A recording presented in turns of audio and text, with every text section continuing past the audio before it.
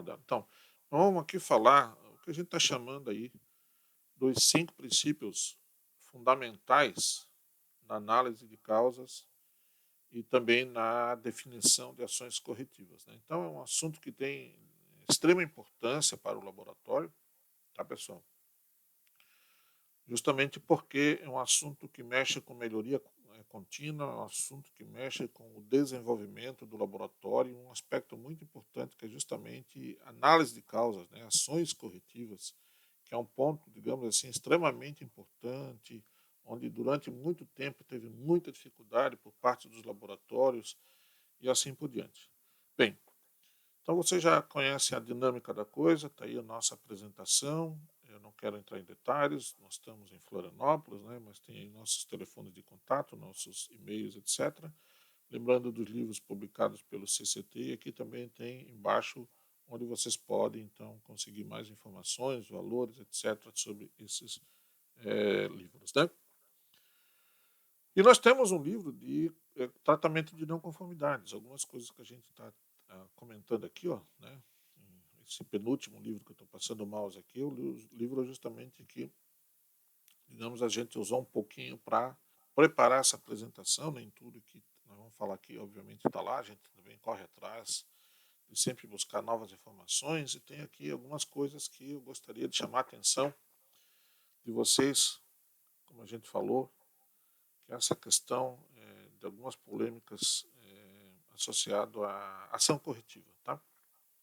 Se você já conhece o assunto, é interessante porque vai nos ajudar também aí nessa apresentação. E nós temos aqui 2 objetivos, né? Fornecer uma visão geral sobre a aplicação do que a gente chama também aí de riscos associados à definição de ações corretivas, se a gente quer discutir um pouquinho, e também como melhorar o tratamento de uma não conformidade, né? Através da análise de raiz, causa raiz e chegar numa ação corretiva eficaz, tá? Que é o grande dilema também dos laboratórios. Numa das apresentações que a gente fez agora, foi hoje, né? Hoje nós fizemos uma apresentação, até disse, olha, quanto é que custa, como é caro o laboratório tratar uma não conformidade. A gente não bota isso na ponta de lápis, mas ela é cara. Ela é um trabalho que pode demandar uma quantidade de horas elevadas, e isso pode acontecer até muitas vezes, digamos assim, por falta de treinamento, né? Por falta de preparo da equipe. Claro que acontece aqueles desvios acidentais, né? Mas a gente não pode imaginar que tudo no laboratório é acidente e dizer, não, tudo agora é treinamento, a solução para tudo é trocar a equipe, a solução para tudo é mudar tudo e assim por diante. Não é isso, né? Tá certo? Não vamos chegar lá dessa forma. Bom, então o que é que nós podemos fazer? Uma coisa interessante está aí. Uma ação corretiva é uma atividade obrigatória dentro do laboratório. A norma continua requerendo, certo? Que o laboratório implemente as ações corretivas. E aí que vem um pouquinho da polêmica que eu tinha conversado com vocês. Até que ponto uma ação corretiva é obrigatória? No texto da norma, dá a entender que tem situações em que ela não é tão obrigatória assim, tá? E aí gera um pouquinho de confusão. Eu tenho um ponto de vista que eu vou defender aqui, mas já ouvi muito de algumas pessoas, de alguns avaliadores, etc, etc, defender não. Tem casos em que não precisa implementar ação corretiva. Então o texto da norma, ele é um pouquinho polêmico, para não dizer muito polêmico, no sentido, tá? Então é isso que a gente está querendo falar aqui com vocês. Destacar um pouquinho isso, né? Então, ao meu ver, na minha visão, toda ação corretiva, ou melhor, toda não conformidade, ela requer uma ação corretiva, tá, pessoal? Obrigatoriamente, na minha visão. E eu vou explicar o porquê. Mesmo que a norma tenha uma frase lá dentro que pode deixar dúvida sobre isso aí, tá? Mas eu não gostaria que essa dúvida continuasse, né? Então, uma ação corretiva, ela é uma atividade obrigatória para todos os laboratórios, que atendem à norma 17025, na nossa visão. E ela deve, entretanto, não ser vista como uma regra, como um requisito. Parece uma coisa estranha. É uma atividade obrigatória, mas pode não ser uma regra, como diz a própria norma. E eu vou mostrar onde está esse texto, né? Então, ou seja, realmente, como eu falei para vocês, tem muita gente que hoje está defendendo, não, tem situações em que não precisa, não cabe uma ação corretiva. Isso é uma visão um pouquinho perigosa, tá? Então ela deve, entretanto, como lendo aqui, ó, não ser vista como uma regra ou uma etapa singular, única, mas como um processo central de um sistema de gestão da qualidade, que está funcionando, interrelacionado com outros temas, digamos assim, com outros pontos importantes da própria norma, mas ela é realmente um ponto importante, porque na hora que a gente busca as causas de uma não conformidade, a ideia é a gente chegar também na ação corretiva, né? Tá certo? Agora vamos lá então. Os laboratórios muitas vezes lutam com as não conformidades, no sentido de tentar evitar que elas aconteçam, né? Lutam no sentido que já aconteceu, agora implementar correções e ações corretivas. E quando, principalmente, elas são excessivamente demoradas, aquilo que eu falei do custo, né, de tratar isso aí. Ou uma ação corretiva foi escolhida, implementada, definida, mas ela não foi eficaz. Ou seja, aquele conceito de eficácia, ela não atingiu o resultado pretendido. Então, quando uma não conformidade não é bem tratada, quando a ação corretiva não é eficaz, é porque, de alguma forma, essa ação corretiva, pessoal, ela está se repetindo, ela está sendo. É, ela está reaparecendo ali, ela está reincidindo, né, sobre o sistema de gestão da qualidade, atrapalhando a nossa vida ali dentro do sistema, né?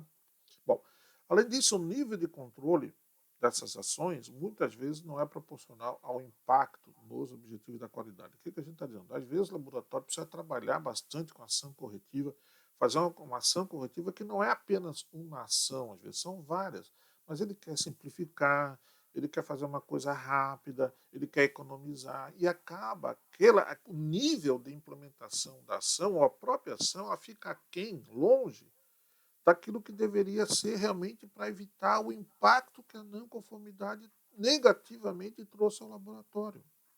Perceberam? Então, o que a gente percebe geralmente é isso. Não, vamos simplificar. Simplificar muitas vezes é importante, é interessante. Mas às vezes não dá para fazer.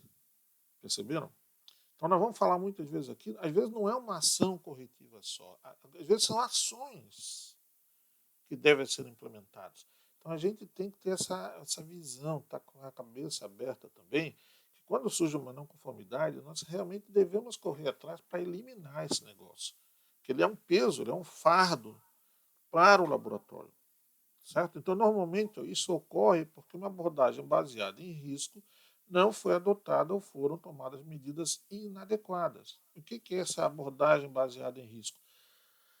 Não foi adotada corretamente. Né? Não, olha, tá certo, nós queremos eliminar a não conformidade, mas essa aqui não vai, essa ação corretiva ela não vai acabar com a não conformidade 100%. Isso não existe.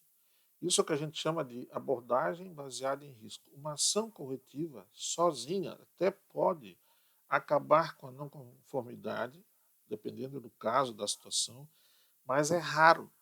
Às vezes a gente precisa implementar, como eu falei ainda há pouco, uma ou duas ou três ou mais ações. Mas quando a gente cai lá no conceito de ação corretiva, né, o que o pessoal diz? Ação corretiva que era implementada, aquela que ataca a causa, né? A causa raiz. Mas às vezes a causa raiz não é uma causa, são causas. Perceberam? Então, sempre vai ter, quando a gente implementar uma ação corretiva, sempre vai ter um riscozinho daquela ação corretiva não acabar 100% com a não conformidade. Aí o pessoal tem medo de implementar, diz, não implementei aquela ação, porque nós fizemos uma análise, ela iria reduzir a ação corretiva em 80% apenas. Poxa, isso é um índice altíssimo, muito bom. E os outros 20%? Entra outras ações, tá certo? Então, às vezes, tem que ser assim mesmo. Nós vamos falar aqui, quando a gente fala lá no nosso curso de tratamento de não conformidade, uma das ferramentas que a gente diz, vamos usar a ideia de Pareto. O que é que Pareto dizia, né? É a regra do 80-20. 20% dos nossos esforços vão resolver 80% dos nossos problemas. Então não tem nada, nenhum esforço, não tem nenhuma ação corretiva que seja tão boa, tão eficaz, que ela vai resolver 100%, vai acabar 100% com a nossa não conformidade. Então tem essa questão do risco. Sempre tem ali um risco de 1%, 5%, 10%, 15%, que a gente pode também reduzir, trabalhar, correr atrás, reduzir esse risco, adotando outras ações corretivas que vão acabar e vão reduzir esse risco. Até a gente conseguir um alto índice de confiabilidade. Então, ou o risco não foi levado em consideração, a gente abandona a ação corretiva, achando que ela não é adequada, porque só resolve 80% 70% dos nossos problemas, ou a gente tomou uma ação corretiva inadequada, como dizer que tomamos medidas inadequadas. A ação não tinha nada a ver, aí ela não resolve nem 20% dos nossos problemas, das nossas não conformidades, ou da causa da não conformidade. Bom, aí vem uma pergunta então, né? Procedimentos documentados ou não ajudam nisso? Sim, eu sou um defensor, CCT, Gilberto é um defensor de procedimentos. A gente tem abordado isso aqui com vocês. Procedimentos são sempre importantes, são sempre bem-vindos para treinamentos, educação do pessoal e assim por diante. Então, quando os resultados ou atividades do laboratório não estão em conformidade com seus próprios procedimentos, ou requisitos do cliente, ou requisitos de qualquer outro documento do sistema de gestão da qualidade, aí aparece o que a gente chama de uma não conformidade. Então, o conceito é bastante simples de não conformidade. Qualquer requisito que eu tenho no meu sistema de gestão que eu não estou cumprindo, eu tenho ali uma não conformidade. Ela pode ser grave, ela pode não ser grave. A gente diz que ela é grave quando geralmente ela atrapalha, ela prejudicou a qualidade do resultado, ou chegou na mão do meu cliente um resultado incorreto, um resultado que não é aquele desejável, não é aquele tecnicamente válido que a gente tem tanto batido aqui na tecla, né? Aquele resultado que a gente sabe que tem erros e que tem incertezas, mas que não prejudica o nosso cliente e assim por diante. Então chega um resultado absurdo na mão do cliente, porque a gente não tomou cuidado nos cálculos, a gente informou uma unidade errada, não fez conversão de unidades, esqueceu de tirar uma raiz quadrada em algum lugar, uma raiz cúbica, sei lá. E chegou lá na mão do cliente um resultado bem ruim, bem diferente do que deveria chegar para ele. E aí, essa é a chamada não conformidade mais grave. E é aquela que, naturalmente, a gente tem que dar mais atenção e assim por diante. Né? Bom, a ISO 17025, principalmente a versão 17, ela exige que os laboratórios sigam um procedimento para lidar com a não conformidade. Tá certo? Então, aqui com relação, tem uma coisa bem curiosa, olha só, que eu acho que estão ligados e não sei por que essa diferença. A norma requer um procedimento para tratar ou lidar com a não conformidade, mas a norma não requer um procedimento explicitamente para implementar a ação corretiva, que é que vai aparecer aqui, ó, na sequência já. Tá? Onde é que está esse negócio? Aqui, ó. Aqui embaixo, né? Voltando ali. Então, quando houver dúvida sobre a conformidade, ó, esse é o texto da norma que eu falei que está polêmico. Está lá na seção de ação corretivas, né? Na parte 8 da norma de gestão. Quando houver dúvida sobre a conformidade, ou se houver o risco de que o trabalho não conforme possa se repetir, uma decisão deve ser tomada para seguir o procedimento de ação corretiva ou não. Então aqui é que está que o pessoal me pergunta sempre nos treinamentos. Toda ação, toda não conformidade tem que ter uma ação corretiva? Porque o texto da norma, principalmente aqui em trabalhos não conformes, que são aquelas não conformidades mais graves, como eu estava falando aqui para vocês, muita gente também pergunta, mas Gilberto, qual a diferença de não conformidade e trabalho não conforme? Tudo é não conformidade, como a gente colocou ali em cima. Tá? Qualquer requisito que deixa de ser atendido é uma não conformidade, conceitualmente. Agora, como eu falei, tem as não conformidades que são graves. Quais são as não conformidades graves? Aquela que atrapalham o trabalho, e ali o trabalho não conforme, né, que está sendo definido aqui, entenda-se, uma calibração, uma medição e um ensaio que é prestado a um cliente. Ou seja, a não conformidade está respingando lá no cliente, ela está atrapalhando a vida do cliente. Ela está prejudicando a qualidade do resultado que chegou no cliente. E claro que essa é a não conformidade mais grave. E aí o texto da norma diz, ou se houver o risco de que o trabalho possa se repetir. Então, muita gente vem com o seguinte comentário. Ah, essa não conformidade aqui nunca aconteceu antes. Nunca chegou para aquele cliente um resultado incorreto. Um trabalho não conforme na mão dele. Nunca chegou. Então, nós estamos trabalhando há 20 anos. Foi a primeira vez. Eu acho que vai levar mais de 50 anos para acontecer novamente. Então, não vou tratar. Perceberam? Olha o termo ali. Ou se houver o risco de que o trabalho não conforme possa se repetir. Aí a pergunta que eu faço é como você garante, laboratório, que realmente essa não conformidade não vai se repetir? Perceberam? Como? Qual é a garantia que o laboratório dá? Aí o papo é, não, mas ela nunca aconteceu antes, foi um acidente de percurso, um ponto fora da curva, alguém escorregou no sabonete, né? Alguém pisou na bola. Ah, foi culpa do estagiário, coitado do estagiário. Não, gente, não pode ser pensado assim.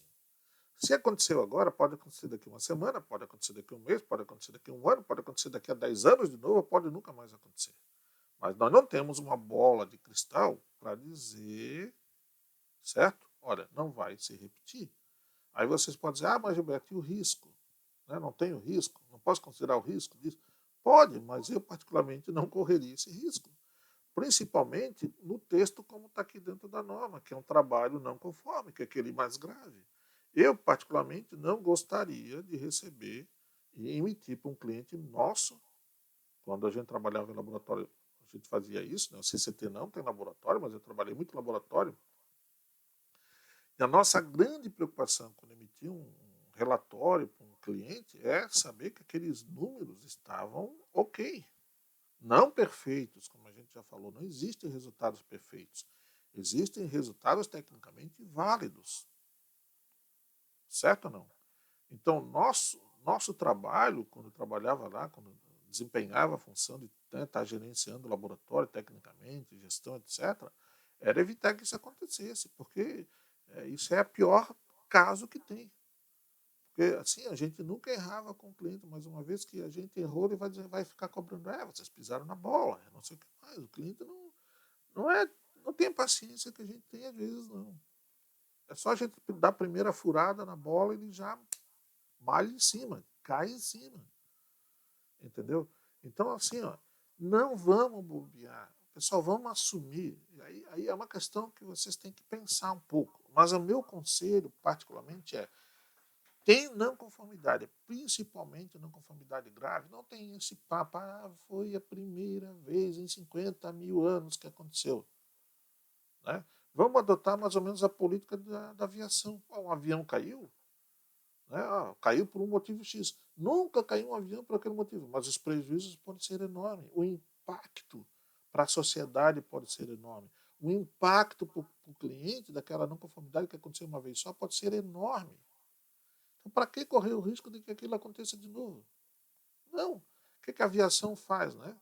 Os órgãos que cuidam de toda a aviação, eles vão lá e estudam aqueles casos, aqueles acidentes, mesmo que aconteceu uma vez só, fazem de tudo para que aquilo nunca mais se repita. Não interessa que aconteceu uma vez só. Só morreu 50 mil, só morreu agora 250 pessoas no acidente, não vai morrer mais ninguém daqui para frente, por causa dessa causa. Não, foi um pássaro, foi um acidente. Não, peraí, não é assim que a coisa funciona. Dentro do laboratório, a gente também tem que mais ou menos tomar esse cuidado. Então, o risco é de vocês. Eu, particularmente, recomendo, não façam isso.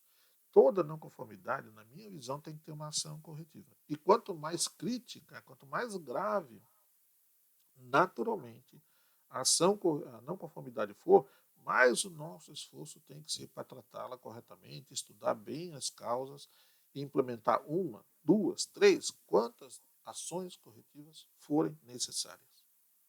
Tá? Essa é a nossa visão CCT. Então, o que mudou é a necessidade de lidar com ações corretivas pela norma. Né?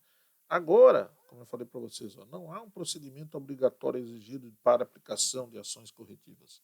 Mas, naturalmente, a gente recomenda que, se nós temos um procedimento para lidar com não conformidades, coloca lá dentro. Né? Lidar com não conformidade, sem falar em ação corretiva, é algo muito estranho. Perceberam? Mas por quê? Por causa desse texto aqui, que eu não sei quem foi que inventou esse negócio, de que não, olha, se é não conformidade, você acha que ela não vai se repetir, não faça nada. Você tem um argumento para dizer isso. E eu acho isso extremamente perigoso. Tá certo? Então não caiam nessa cilada. Quem inventou isso dentro da norma? Não sei. Porque é aquela ideia que a norma agora implementou, né? A questão de risco, né? Risco. Então, vamos falar disso aqui, né? Toda ação corretiva, como já falei rapidamente, tem um risco na sua implementação. Ela não é 100% segura, claro que não, nada é, tá certo? Mas esse risco não pode ser um risco, é, né? Tem riscos e riscos, tá, pessoal? O risco de chegar de novo e a gente diminuir a nossa reputação perante um cliente, perder cliente e assim por diante, ficar difamado no mercado, isso aí não pode, né? Bom, então vamos falar um pouquinho aí agora sobre o que a gente chamou, e é o título da nossa apresentação aqui, dos 5 princípios das ações corretivas associadas com a ISO 17025. Quais são esses princípios? O primeiro princípio é uma pergunta, na verdade, que a gente tem discutido aí, né? Todas as não conformidades precisam de ação corretiva? Segundo a norma, não. Segundo o CCT, a nossa opinião é que sim. Não sigam um caminho diferente. A princípio, sim, todas as não conformidades vão requerer uma ação corretiva. Porque vocês vão ter dificuldade, inclusive, para falar isso para o auditor. Olha, eu não implementei uma ação corretiva aqui porque eu achei que ela não vai se repetir. O auditor vai perguntar para vocês como é que você garante que ela não vai se repetir, que ela não vai voltar daqui a um mês, daqui a uma semana. Qual é o álibi de vocês? Qual é o álibi do laboratório para isso? Segundo ponto importante aqui, segundo princípio, uma abordagem de processo e análise de causa raiz são ferramentas proativas e reativas. O que é isso? Nós vamos detalhar um pouquinho. Tem uma ação, uma reação. Ok? Uma não conformidade, naturalmente, como a gente falou, requer, em geral, alguma ação. E aí vem a correção e a ação corretiva, ou só a ação corretiva. Eu defendo que nunca deve ter somente uma correção. Né? Por exemplo, qual a diferença entre as duas, vocês devem saber, né? O instrumento lá, o termômetro número 29, não foi calibrado na data prevista. Mandar calibrar o termômetro é o quê? É uma correção. É uma correção.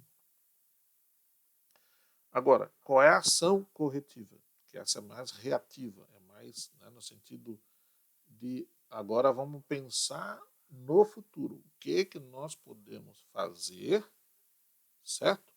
Para que essa não conformidade nunca volte a se repetir.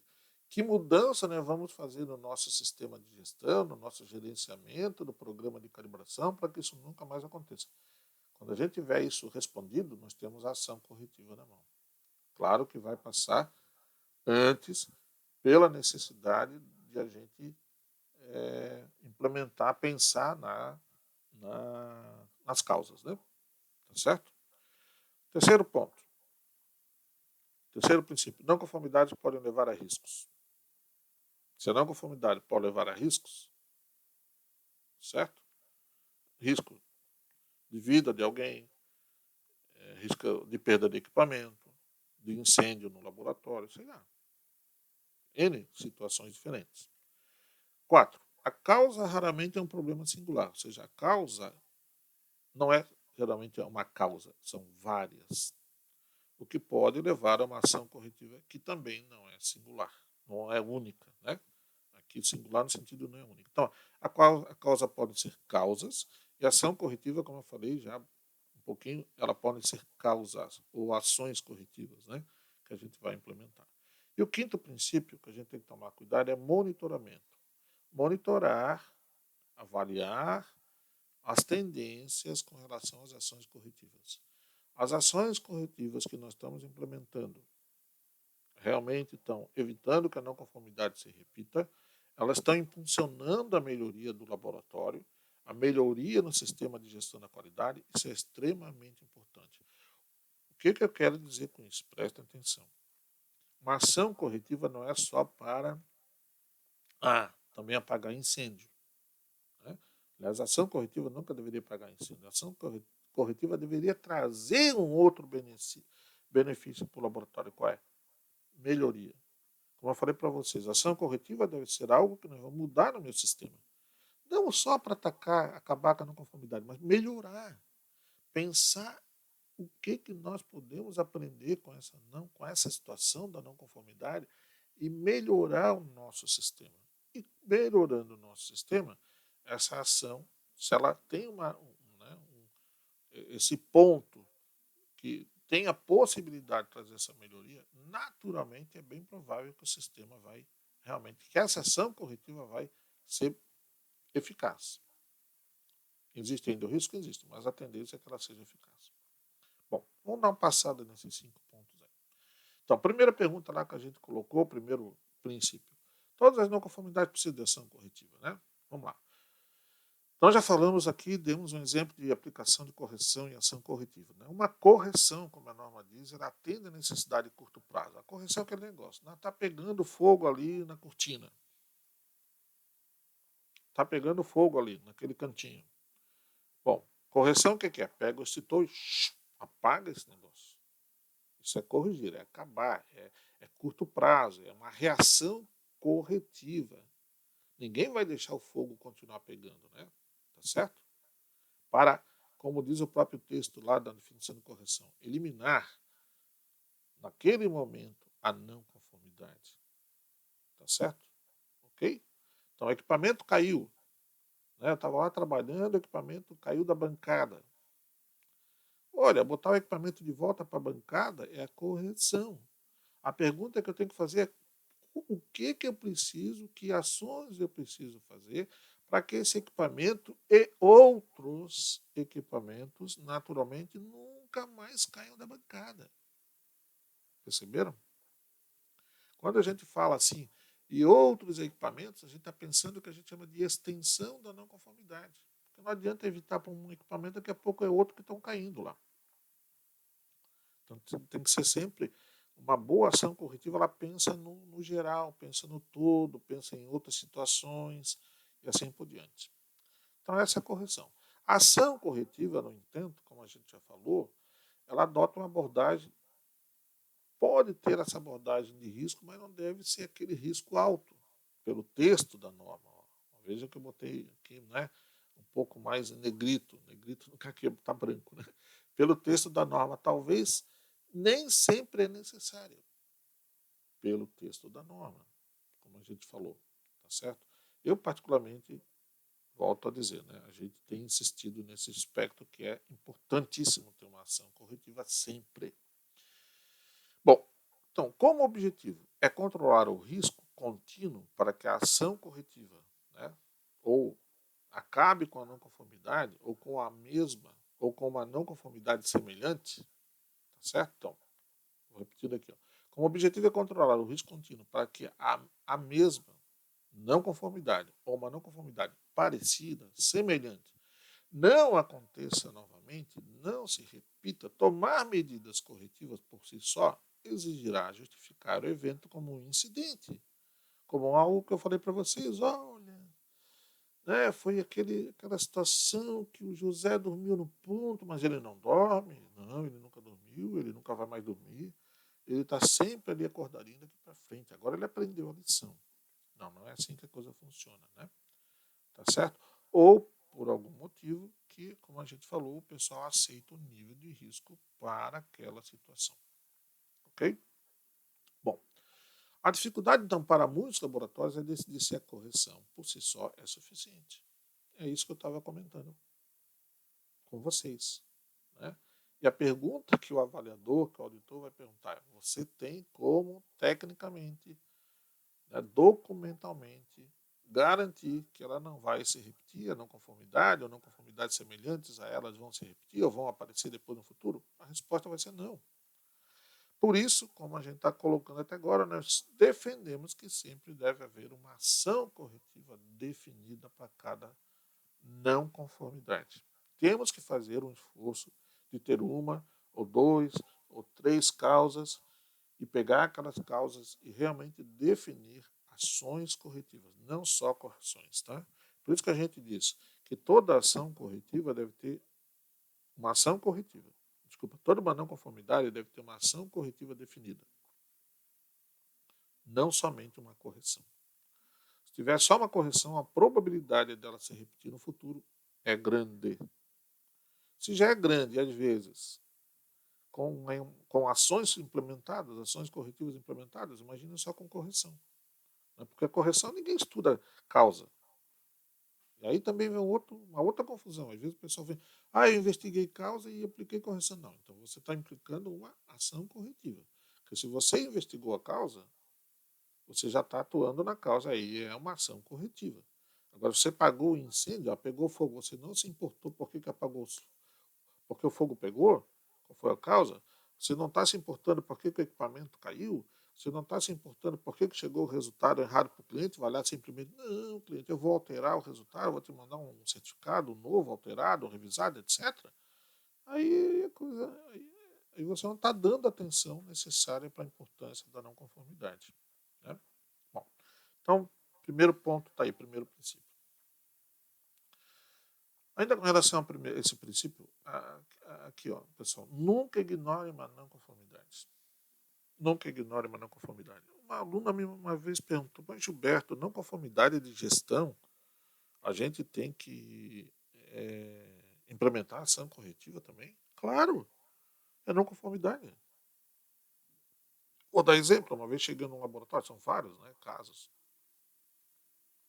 Cheguei no laboratório e perguntei, a norma requer que seja feita análise crítica do sistema periodicamente. Hoje é a última sessão da norma. Como auditor, o que eu perguntei? Cadê o relatório de análise crítica do sistema de gestão? Nós não fizemos. Não deu tempo, não sei o quê, na correria, blá, blá, blá, blá. Pulamos, a data passou, não fizemos. É não conformidade. Tem que implementar uma ação corretiva? Tem. Por que a análise crítica não foi realizada naquele ano? Qual foi o motivo? Foi uma falta de gerenciamento? Foi falta de dinheiro? Foi alguém estava doente, não tinha substituto? Sei lá, qual foi o motivo? Vamos buscar isso aí. Tá certo? É uma não conformidade de gestão? Tem que ser tratada, senão daqui a pouco, todo ano, não vai ter mais ação, análise crítica, né? Daqui a pouco não tem mais auditoria, não tem tratamento de reclamação de clientes, e a coisa vai. Registre e monitore qualquer recorrência, qualquer volta, repetição de uma mudança, de uma não conformidade e mude o nível de risco, certo? Se eu estava achando que o nível de risco dela acontecer novamente, então vejam que aqui nós temos, quando a gente fala nível de risco, a gente está pensando lá na gestão de risco, né? Então, se alguém disse, olha, existe, eu implementei uma ação corretiva, mas eu vou colocar essa não conformidade lá como um risco, uma atividade de risco, eu tenho que analisar se realmente esse risco está aumentando ou diminuindo com o tempo. Isso que a gente chama de mudança no nível de risco, né? Está piorando, está melhorando e assim por diante, tá? Bom, existem duas situações reativas primárias que desencadeiam a necessidade de uma ação corretiva após uma correção. Olha só. Para nós sempre, né? Primeiro, quando a avaliação da não conformidade indicar risco de ocorrer novamente. Para nós, sempre. Como garantir? Está aqui a pergunta. Como garantir que a não conformidade, como garantir que a não conformidade vai se repetir? Essa é a pergunta que eu faria aos laboratórios, né? Certo? E o outro ponto é quando houver dúvidas sobre as operações do laboratório, ou seja, tem a não conformidade e tem um requisito claramente não atendido. Aí não tem jeito, né? Como a definição. Isso que vale para nós. E os dois, na verdade, estão interligados, né, pessoal? Então, por exemplo, validação, ou melhor, variação na qualidade das operações ou a falta de competência para atender aos requisitos da norma. Nós já temos falado isso várias vezes, que competência é um dos pontos mais importantes, talvez o pilar mais importante, com relação aos requisitos da norma. Então, vai faltar competência? Falta tudo dentro do laboratório, né? Então, realmente é uma não conformidade que a gente até pode dizer que é uma não conformidade daquela grave, que não entra dentro daquela um trabalho não conforme, mas se não tiver competência, vai ter vários trabalhos não conformes, digamos assim, né? Tá certo? Então, duas situações que a gente está dizendo aqui. Eu aconteceu a não conformidade, seja qual for, é o 2 aqui, técnica ou não, né, de gestão. E grave ou não também, mas eu não sei, eu não tenho certeza que ela não vai se repetir ou não. Então não tem argumento para dizer, não vou implementar nada de ação corretiva. Por isso, pessoal, implementar uma ação corretiva sempre é o melhor caminho. É o caminho da paz, é o caminho da segurança, é o caminho de dormir em paz, é o caminho de ficar tranquilo consigo mesmo, saber que isso está andando bem, porque nós estamos tratando e diminuindo o risco da não conformidade voltar a se repetir. Tá? O ponto 2, ou princípio 2, uma abordagem de processo e análise de causa raiz são ferramentas proativas e reativas. O que quer dizer isso? Né? Vamos lá. Os laboratórios se beneficiarão da interligação de uma abordagem de processo, né? Proativas, ou seja, está associada a algum risco, e reativas, porque a gente está pensando sempre em alguma ação corretiva, mas lembrando que essa ação corretiva pode não ser perfeita, e aí a gente tem que pensar no risco dela não ser 100% eficaz e talvez, como eu falei para vocês, a gente colocar lá na nossa gestão de risco que aquela não conformidade tem uma certa probabilidade de aparecer novamente e qual é o impacto dela no laboratório, né? Qual a probabilidade dela acontecer, qual o impacto que ela pode trazer ao laboratório. Então, os processos devem ser bem compreendidos e mapeados, com entradas conhecidas e saídas desejadas para cada etapa. Bem, nós já falamos também numa apresentação aqui de como a norma hoje, 17025, ela está organizada como se tudo fosse um processo, né? Quando a gente fala em ISO 17025 e outras normas de gestão hoje, a gente deveria pensar nelas como uma caixinha que tem uma entrada, tem um processo ali no meio e tem uma saída. N exemplos a gente poderia dizer aqui, né? Uma reclamação de cliente. Como é que funciona esse processo? Se a gente pensar no processo de tratamento de reclamação de clientes, tem uma entrada nesse processo. Qual é a entrada? A própria reclamação, né? A ligação do cliente, o e-mail do cliente reclamando. Então, a própria documentação, o próprio registro da reclamação do cliente é a entrada nesse processo de tratar a reclamação de cliente. E qual é a saída? A saída é a resposta que o laboratório dá ao cliente para aquela reclamação. Perceberam? E ali dentro daquela caixinha, que a gente chama de processo, tem todas as ações, todos os procedimentos que o laboratório vai implementar para que essa entrada saia com uma saída adequada lá para o cliente, saia com uma resposta adequada para o cliente. Podemos dar outro exemplo. Auditoria. Né? Qual é a entrada da auditoria? A entrada da auditoria, o que é? São as observações feitas pelos auditores. Os auditores vão lá, entram no laboratório e observam uma série de atividades, alguém fazendo alguma atividade, analisam documentos e assim por diante. Qual é a saída? Um relatório apontando se o laboratório tem conformidades ou não conformidades com alguns requisitos da norma 17025.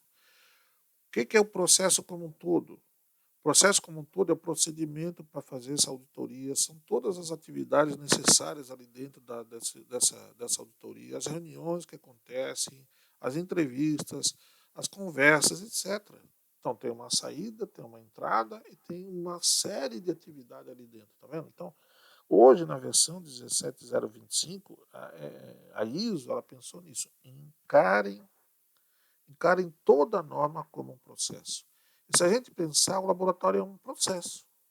O que é um processo dentro do laboratório? Tem uma entrada para o laboratório. Qual é? O instrumento que chega para calibrar.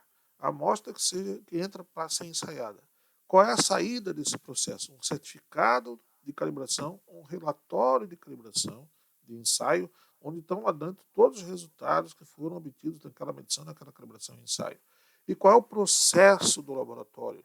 São todos os procedimentos, todas as atividades que são geradas, são realizadas lá dentro do laboratório, para que essa entrada tenha uma saída adequada chegando lá para o cliente. Então é isso que a norma quer. A gente sempre pode pensar tudo o que acontece dentro do laboratório em processos, e dentro desse processo tem uma série de procedimentos, de ações, de atividades que o laboratório está executando. Ok?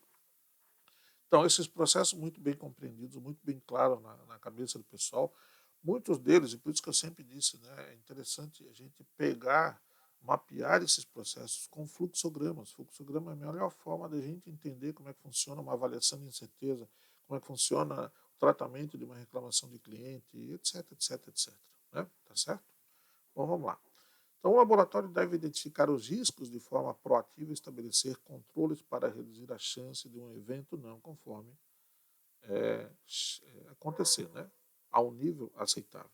Então, por isso que eu falei para vocês que muitas vezes essa sessão hoje de tratamento de não conformidade, ela pode estar associada com gestão de riscos.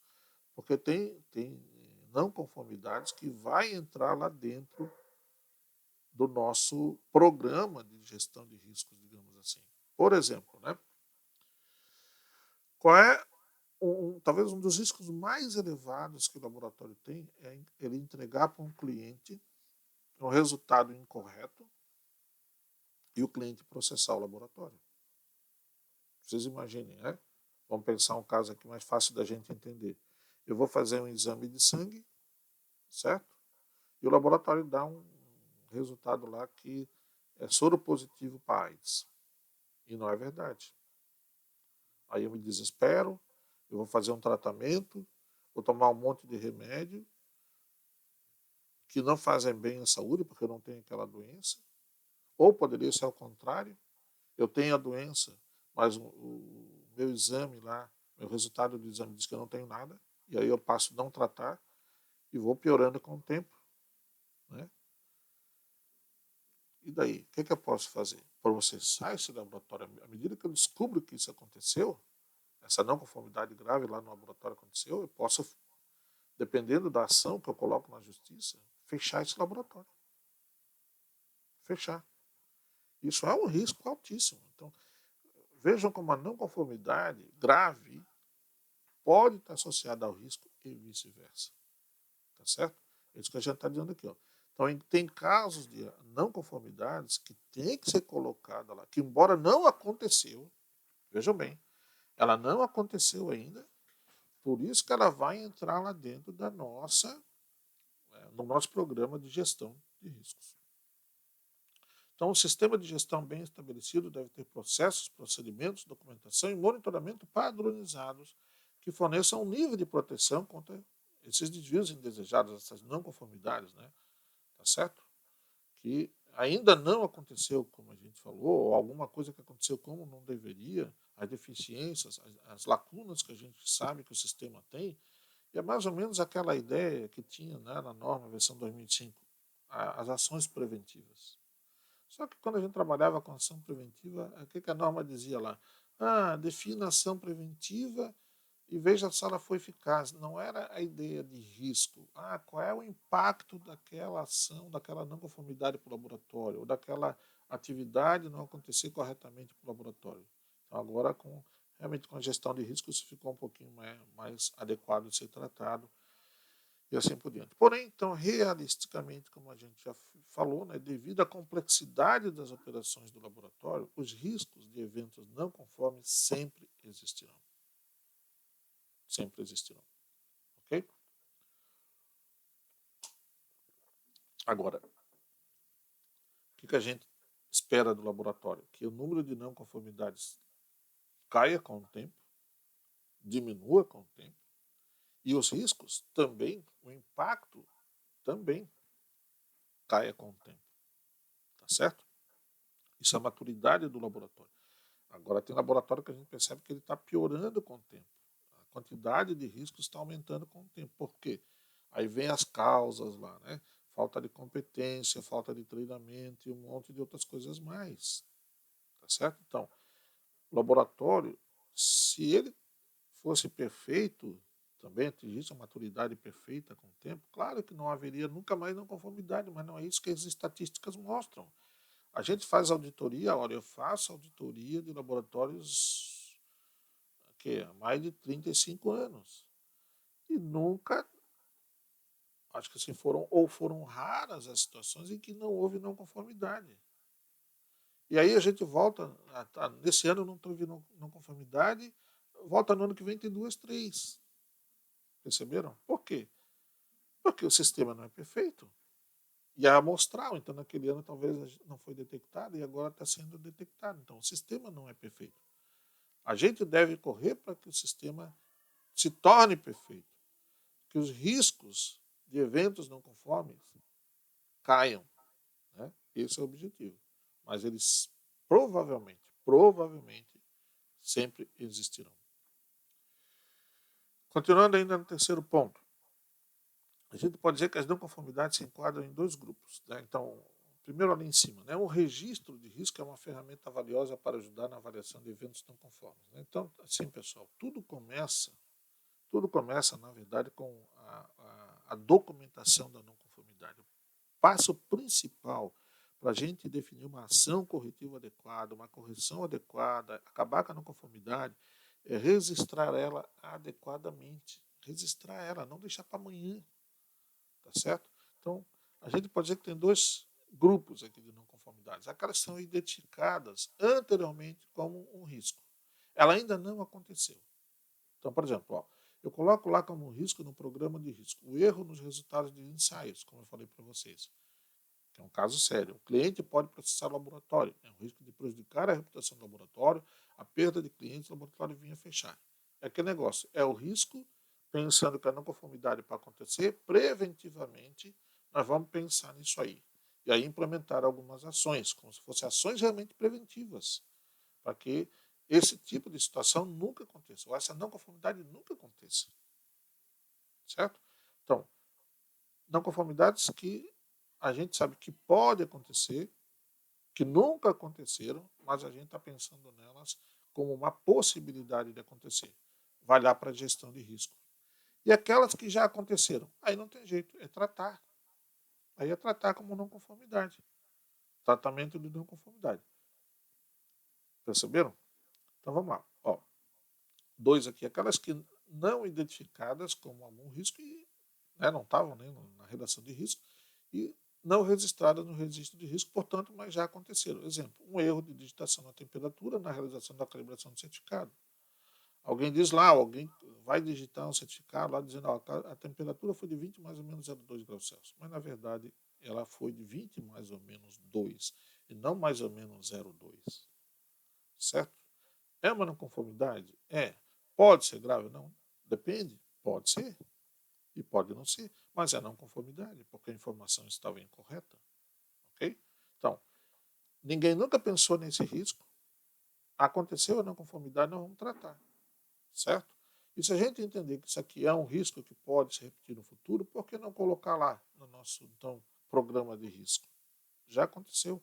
Então, agora podemos até pensar nela novamente, porque ela não se repetiu ainda, e colocar no nosso programa de risco. Tá claro, pessoal? Então nós temos duas situações. A não conformidade não aconteceu ainda, mas a gente quer pensar nela, não quer, digamos assim, correr nenhum riscos, entre aspas, então vai lá no nosso programa de risco. E já aconteceu a não conformidade, ela vai ser registrada, então ela tem que ser tratada. Quarto princípio, né? A causa raramente é um problema singular, único, que leva a uma ação também única, seja corretiva, né? Frequentemente, então, é uma cadeia de eventos que leva a uma não conformidade, não é uma coisa só, né?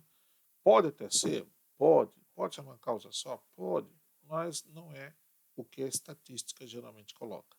Se um laboratório abordar a análise da causa em busca de uma causa raiz única, singular, pode haver um risco ou o risco ser aumentado da ação corretiva ser ineficaz. Porque, cheguei na causa raiz. Né? Cheguei, está aqui ela.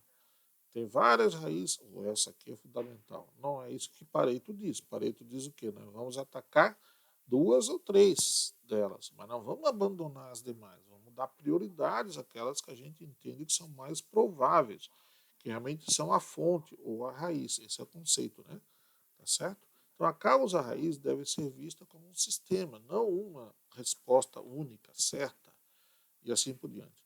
Pode então haver uma série de fatores contribuindo com as causas que podem ser identificadas durante a avaliação do estudo de uma não conformidade. Eles então se enquadram, a gente pode dizer didaticamente aqui em 2 categorias, né? Ou seja, elas não foram documentadas, são práticas, desculpe, vamos lá, são 2 situações que a gente pode imaginar aqui. A prática que é necessária de ser executada, mas ela não foi documentada. Então, Gilberto deixa de fazer alguma coisa de forma adequada porque não foi documentado corretamente o que ele deveria fazer. Isso vai gerar uma não conformidade com certeza. O outro ponto, não, a prática ou a forma de executar alguma coisa foi documentada e o Gilberto não seguiu aquele documento. Perceberam? Essas 2 formas de enquadramento, digamos aqui, que pode, né, são causas básicas, né? Uma é estar documentado e eu não segui. E a outra é, eu preciso seguir, mas não documentei. É importante fazer, mas eu não documentei. Esqueci, passou batido, sei lá, não revisei o documento adequadamente, então também tem uma não conformidade ali na mão. Tá bom? Então essas 2 são as causas básicas da maioria das não conformidades, né? A prática não bate com o documento e o documento não bate com a prática, digamos assim. Bom, então agora vem um ponto importante aqui. As 5 etapas que a gente gostaria de falar para vocês. Como chegar então na ação corretiva? Ó, primeiro ponto importante. Considere o processo, entrada, saída, o que acontece ali no meio, o que pode falhar ali no meio, para que a não conformidade tenha acontecido. Então pergunte o que aconteceu, com quem, quando e como. Certo? As perguntinhas básicas lá. O que, quem, quando e como. Segundo ponto importante que vai ajudar vocês. Identifiquem vários fatores, não apenas um. Né? Utilizando ou identificando as melhores práticas ausentes ou os desvios dos controles especificados que já estão em vigor. O que falhou? O que pode ter falhado? Existe aquilo que a gente acabou de falar, a prática não bate com o documento não bate com a prática. Né? Quais são esses pontos importantes? Terceiro, aí uma discussão com o pessoal. Vamos reunir o pessoal, vamos debater, vamos discutir. Usando o conhecimento atual, encontre a causa raiz de cada um desses fatores. Porque aquele fator específico teve aquele impacto. Né? Por que ele é predominante? Será que não tem outra coisa junto ali, como a gente já falou? Tá certo? Então aqui nós temos que debater, fazer um brainstorming com a turma. Ó, pessoal, usando a experiência de vocês, né? Ou até coletando dados, o que a gente pode concluir? E aí, nós chegamos aqui no item 3, a gente está dizendo, ó, agora nós já chegamos em algumas causas. Aí nós vamos considerar várias soluções. Que podem ser soluções de nível comportamental, mudar alguma coisa na equipe, que envolve treinamento, mas não pode ser só treinamento. Se o treinamento não foi adequado, é porque tem alguma outra não conformidade aí associada a treinamento. Né? É aquilo que eu falei. Eu tenho falado sempre. Não conformidade, a causa principal é falta de treinamento. O treinamento não foi eficaz. Não, a pergunta é por que o treinamento não foi eficaz? Nós compramos um fornecedor errado, nós botamos o pessoal errado a fazer o treinamento, ou selecionamos pessoas erradas para fazer aquela atividade. Né? Que ações ou condições que podem ser alteradas ou introduzidas? Né? 5. Aí nós vamos selecionar as melhores soluções. De novo, a causa pode ser N causas, as ações corretivas podem ser algumas ações. Claro que não vai dar para implementar todas, pessoal. No nosso curso, até tratamento de não conformidade, a gente usa lá ferramentas para dizer, ó, existem essas causas, vamos tentar estudar quais são as mais importantes. E a mesma coisa na hora de implementar a ação corretiva. Existem 5, 6 possíveis ações corretivas. Vamos ver qual delas a gente vai implementar primeiro. Se a gente implementar primeiro aquela que já vai reduzir o risco da não conformidade em 80% dela se repetir, ótimo. Porque se eu escolher a errada, vai apenas reduzir. Vou empregar um esforço, o nome, mas ela só garante que 5% de probabilidade da não conformidade voltar a acontecer. Pronto, escolha errada. Né? Então passa muito por essa saber selecionar, e tem ferramentas para isso aí, né? Levando em consideração os recursos disponíveis também. Cada não conformidade pode acontecer, ser muito cara, levar muito tempo e assim por diante, e o nível de risco que eu falei agora para vocês, aceitável. Né? Então essas são as soluções que têm mais probabilidade de ter um impacto positivo sobre a redução da não conformidade, para que ela não volte a se repetir, né? Influências que a gente chama positivas para controlar o risco de um evento, uma não conformidade recorrente, né? Tá certo? Bom, tá aí, digamos, 5 etapas que a gente pode assumir para chegar e melhorar o nosso procedimentozinho de chegar na ação corretiva. Quinto passo, ou quinta etapa, é o monitoramento e avaliação de tendências, como a gente falou. Aí vai toda a parte de avaliação de eficácia da ação corretiva, né, que já é previsto na norma há muito tempo. Né. As ações corretivas, a pergunta é, as ações corretivas foram eficazes? Então, vamos monitorar, analisar se as ações corretivas foram eficazes ou não. E aí vem uma situação bem interessante. Né? Não dá para avaliar a eficácia de uma ação corretiva depois de um dia que ela foi implementada. Talvez até dê em algumas raras situações. Mas às vezes a gente tem que deixar o sistema rodar, rodar, rodar, passar por N vezes aquela situação para ver se realmente aquela ação corretiva fez o efeito esperado. Não adianta fazer amanhã. Mas eu quero avaliar a eficácia. Não temos que ter muita pressa aqui. Aqui o tempo é muito importante. Tem que deixar a situação voltar, as condições em que a não conformidade aconteceu da primeira vez, se repetir para que a gente possa investigar. Não, depois de 6 meses, 7 meses, analisando vários dados, várias informações, acompanhando o pessoal executando o trabalho novamente, realmente a não conformidade não aconteceu novamente. Mas ela teve, aquela situação que originou lá no começo a não conformidade, ela se repetiu, mas a não conformidade não se repetiu. Né? A causa estava lá, mas a gente criou barreiras e ela não se repetiu. Isso é avaliação de eficácia. Né? Uma vez eu fui auditar um laboratório em São Bernardo do Campo e eu perguntei para o rapaz, quando é que vocês avaliaram a eficácia dessa não conformidade? Nós implementamos a ação corretiva às 10 horas e às 11 horas a gente avaliou a eficácia. Eu perguntei, mas como? Deu tempo do sistema, digamos assim, repetir a condição de que a não conformidade lá no início aconteceu? Não, mas para quê? Não, precisa. Precisa, senão não faz sentido, né? Tá certo? Bom, vamos lá.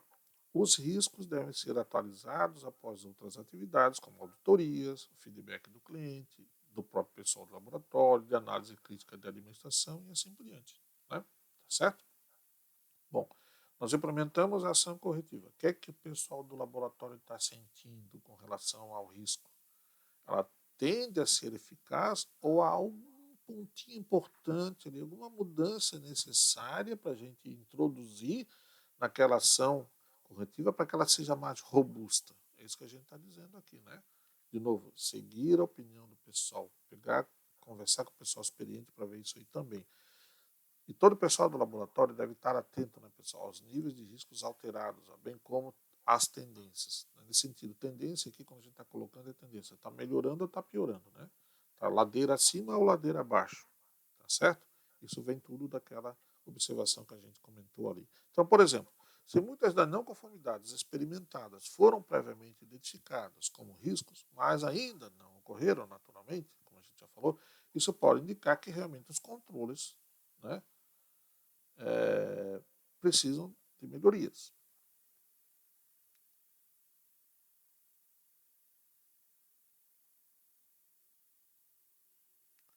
Aqui tem alguma coisa estranha nesse texto. Deixa eu ver aqui o que eu escrevi aqui.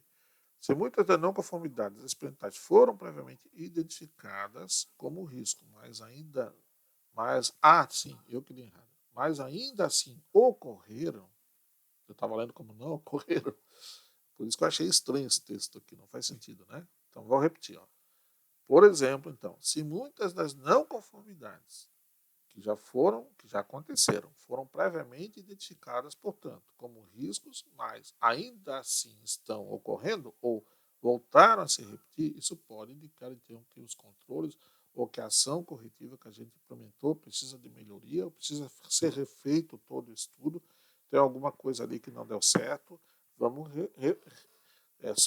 soar o alarme o mais rápido possível e tentar fazer essas mudanças o mais rápido possível para que isso realmente não volte a acontecer. Né? Tá certo? Então, para encerrar, pessoal, vamos lá. Quais são alguns benefícios, então, da gente adotar uma postura de abordagem baseada em risco para as ações corretivas? Primeiro, a gente ter essa visão que talvez não é claro para todos nós, havia uma dificuldade, realmente há uma dificuldade, da gente adotar uma abordagem baseada em risco para as ações corretivas, no sentido de que nós vamos implementar ação corretiva, nós vamos fazer todo o esforço para estudar a causa, mas a gente tem que ter em mente que ela pode não ser perfeita, certo? Há ainda um risco de ela falhar em algum momento. Dá para a gente prever esse risco? Faz sentido a gente pensar nisso ou não faz? Isso quem vai dizer também, quem vai nos dar essa informação, pessoal, é todo esse trabalho de estudar, né, a eficácia dessas ações corretivas, tá certo? Outro ponto importante. Tenha então em mente, né, como a gente falou agora, que uma não conformidade pode não garantir 100%, que a não conformidade, vamos ler de novo, tenha em mente que uma ação corretiva pode não garantir 100%, que a não conformidade que a gente tentou eliminar, acabar com ela, prender uma jaula, seja eliminada ou foi eliminada. Ou seja, que ela não venha a reaparecer. Okay? Aí é que aparece a questão do risco que a norma prevê. Assim, pensar que para uma ação corretiva implementada há sempre um risco associado, deixa o laboratório alerta para tratar esse risco de forma adequada. Ou seja, vamos ficar ligados, não vamos se deitar na rede, como se diz geralmente, né?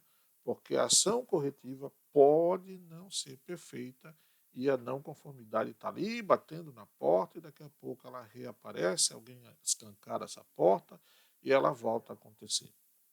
Tá certo? Então, para a gente encerrar, repetindo aqui, revendo os 5 princípios de ações corretivas que a gente comentou aqui rapidamente. Todas as não conformidades precisam de ação corretiva? Sim ou não? A nossa posição é que sim, embora a norma diz que tem casos que talvez não. Uma abordagem de processo e análise de causa-raiz são ferramentas proativas e reativas. Sempre pensar, então, um sistema de gestão como uma série de processos, onde tem ações e tem reações, tem entradas e tem saídas, e que devem ser muito bem definidas, e lá dentro tem uma série de atividades.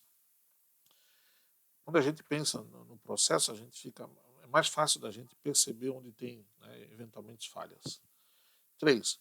Não conformidades podem levar a risco. Sim, não conformidades podem levar a risco se elas se repetirem, né? Ou são graves e podem um dia se repetir.